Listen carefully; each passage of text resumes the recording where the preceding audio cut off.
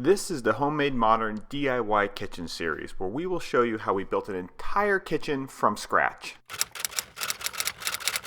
This episode will focus on how we built the base cabinets for our kitchen. I'm going to plane down my 2x4s just because I don't want them to have that rounded over look. You don't have to do this, this is strictly just an aesthetic thing that I prefer. Next, I'm going to cut these 2x4s down to length. You can find the measurements that I used on my website. I'm going to screw the 2x4s into frames that'll serve as shelves for these base cabinets. Please note that I pre-drilled holes so that my screws wouldn't split my 2x4s. Now that I have two of these frames, I need to make top supports that line up with them. Now that both the top supports and the frames are done, I can add in the legs and make this cabinet three-dimensional. I'm going to use 3-inch and 2.5-inch long deck screws to assemble most of the cabinet, but I'm going to use finished screws for the front face so that I have less work to cover them up. We used wood putty to cover the finished screws on the front face. Once it dried, we sanded it smooth. I used a jigsaw to cut away part of the 2x4 on the middle cabinet base so that the sink would fit in. After test fitting the sink, I added some additional vertical supports to help distribute the loads from the heavy concrete countertops.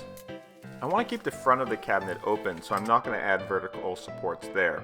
Instead, I'm going to take a second 2x4 and cut it out to match the first one, and then glue and screw it together to make a strong beam. I'm going to cut pieces of 3/4 inch thick plywood for the top of these cabinets. This will help distribute the weight of the concrete evenly across the structure. I'm going to set the sink in place and then mark the location of the sink on the plywood. I'm going to use my drill and my jigsaw to cut an opening for the sink in the plywood. And a quick check to make sure it fits. While I was off pouring the concrete countertops, Jesse put a coat of white paint on all the cabinet bases. Walls aren't always perfectly flat, so I spaced my cabinet bases just 3/4 inch out from the wall. The plywood isn't going to show, but I coated it with white paint anyways, just to provide a little bit more moisture protection.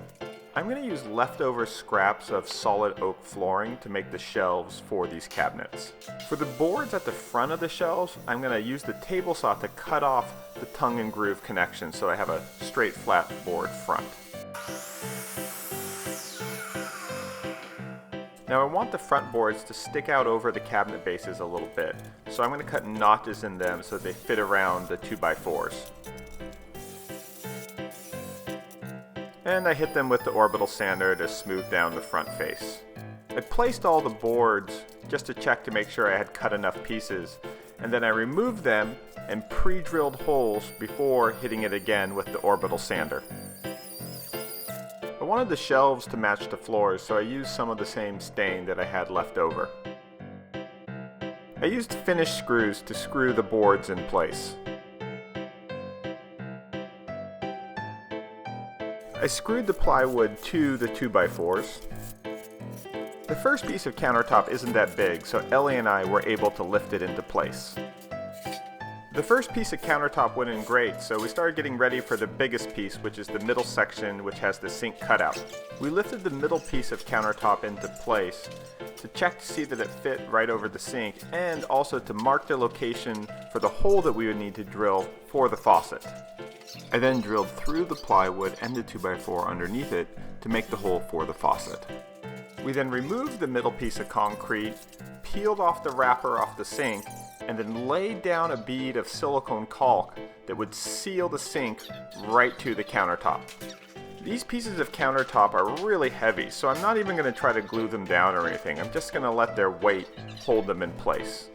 If you want to see how I made the countertops, be sure to watch the next video in this series. I will show you how I built the molds, poured the concrete, and then sealed it once the concrete was cured. Now that the countertops were installed, I was able to install the faucet. Now I am not a trained plumber, so I didn't want to do a full installation. I just did a dry fit, and then I had the plumber come later and connect it to the water. So I had purposely left these cabinets open because I wanted to give the plumber a lot of room to come and hook up the garbage disposal, and also connect all the pipes. So once he came, I was able to install additional shelves and supports. Now that the water lines are installed, I was able to take the remaining shelf boards and mark where I needed to cut holes in them so that the water lines could pass through them. The flexible attachment to my drill made driving the screws a lot easier. Next, we connected the dishwasher to both the drain and to the water supply, and then pushed it back into its final place. I'm going to use 3/4 inch thick poplar to make the trim for the cabinet.